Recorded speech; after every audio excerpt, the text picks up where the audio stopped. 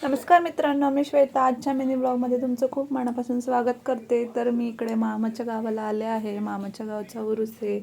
तर हा मामाच्या गावाच्या उरसातलाच मस्तपैकी असा मी व्हिडिओ शूट केला आहे.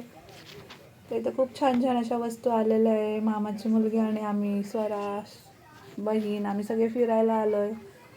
तर यावर्षी खूप मोठा उरूस भरलेला आहे आणि आम्हाला पण अशी खूप मज्जा येते आहे. तर आयुष्यामध्ये थोडंसं चेंज पण हवं आणि आपण असं उरसामध्ये गेलो की आपला मूड पण फ्रेश होतो.